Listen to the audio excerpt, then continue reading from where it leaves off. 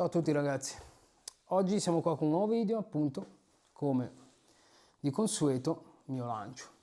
Questa è una mia nuova intro. Comunque, detto questo ragazzi, a parte stupidaggini varie o quant'altro, ma mi piace fare lo scemo ogni tanto. Comunque, oggi volevo portarvi la mia esperienza per quanto riguarda un BMS. Il BMS in questione, non perché deve essere per forza, cioè una marca o l'altra, perché può succedere con qualsiasi BMS. Volevo portarvi appunto la mia esperienza su quello che mi è successo. Il BMS in questione era un Seplos 3.0. Poi vi andrò a mettere il video praticamente dopo che abbiamo finito di chiacchierare. Cosa è successo? Era circa, mi ricordo che era intorno a settembre, c'era un ragazzo che praticamente mi ha chiesto 2 pacchi batteria. I pacchi batteria in questione erano i Box Seplos 3.0 con praticamente non era il classico orizzontale, ma erano i 2 verticali, ok? Questi 2 verticali ai tempi il 2.0 erano terminati, mi ricordo, e quindi la scelta era ricaduta sul BMS Seplos 3.0. Scelta che anche all'utente finale ne andava benissimo. Cosa è successo? Praticamente tempo di arrivare, celle sempre IVI V3 da 280, ricordo, nominali, ma che da datasheet e quant'altro arrivano praticamente a 310-312. Niente, sono arrivate le celle, sono arrivati i box, mi sono messo lì con la mia calma e tutto quanto ad assemblarle.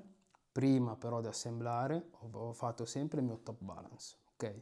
Anche se non era il mio primo box, giustamente, che facevo, io quando poi termino il top balance mi prendo tutta la calma del mondo, perché l'errore, vi ricordo, che anche se ne facciamo 100, 50 o 200, l'errore è sempre dietro l'angolo. Quello che noi andiamo a incappare, perché andiamo a incappare spesso in qualche errore? Perché cioè, diamo per scontato le cose, quindi pam pam pam montiamo. Quindi io sempre con la massima premura, soprattutto anche perché magari non è roba mia, perché se finché faccio il danno con la mia roba, sono stato pirla io, buonanotte. Però con la roba degli altri poi mi girano anche un po' le scatole. BMS 3.0, in quel caso era anche col suo bilanciatore attivo, che apro una parentesi sul bilanciatore attivo Seplos.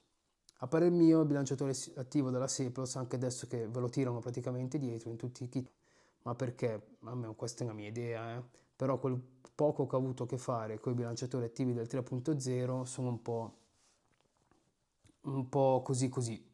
Certo, io lo metto in confronto a un EI che sia 4 A o quant'altro, lasciamo perdere l'amperaggio, però se messi a confronto, della stessa categoria come può essere anche, mi viene in mente un JK 2 A. JK 2 A quando lavora più o meno vedi quello che sta facendo, comunque si cerca di tenerti le celle a bada, equilibrarti. Il Seplos, anche se è settato in una maniera più opportuna, che poi di default è settato proprio a cani, il Seplos, il bilanciatore attivo, lavora assieme, cioè è un po' un suo così così. Comunque non mi voglio divulgare, magari poi ne parleremo in un altro video.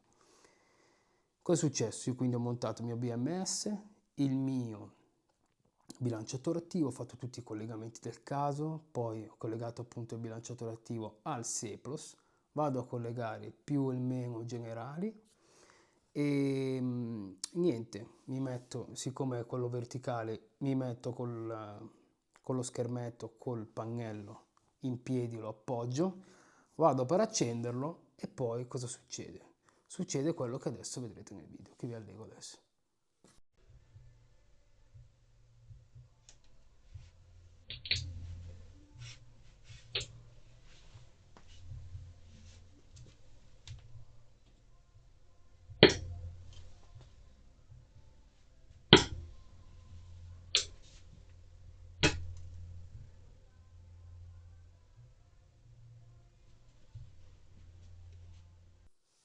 Allora, di primo acchito magari si vede anche la mia faccia. Di primo acchito io sono rimasto basito perché ho detto, ma cacchio, cosa posso aver mai sbagliato, no? Cioè, a parte lo spavento, perché magari è un attimo che esplode tutto, cioè, spavento, non vi nascondo che mi sono cagato addosso, giustamente.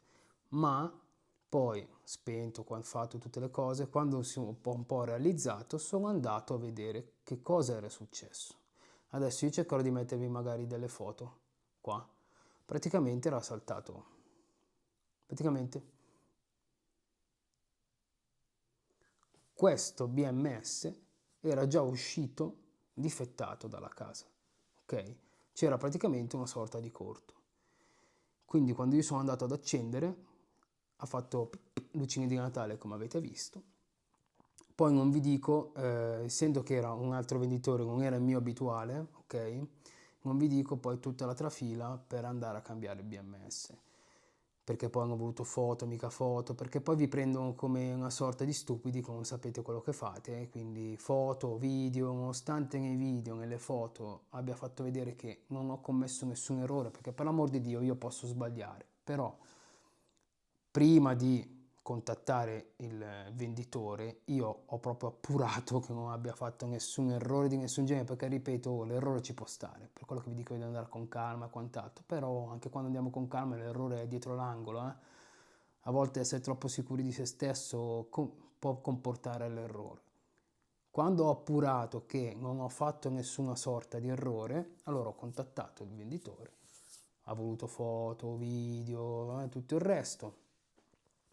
Dopo un bel po', vi dico dopo 2 settimane di peripezie, ha inviato il BMS nuovo, ok? L'ha inviato tramite via aerea dalla Cina e l'ho pagato, vabbè, anche se l'ho pagato a mie spese, ho dovuto pagare un po' per metà il BMS e lo sdoganamento. Ma vabbè, fa niente, l'importante è che il problema si risolveva, non mi interessava. A me quello che interessava era appunto che il cliente finale gli arrivava la roba giusta com'era e buonanotte.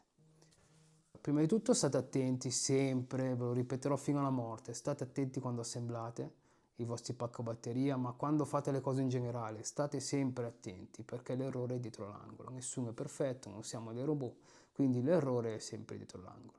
E poi quando andate ad acquistare dove avete non la certezza o perlomeno anche a pelle che il prodotto, che se un domani ci sarà un guasto, che cosa, vi possano sostituire il pezzo.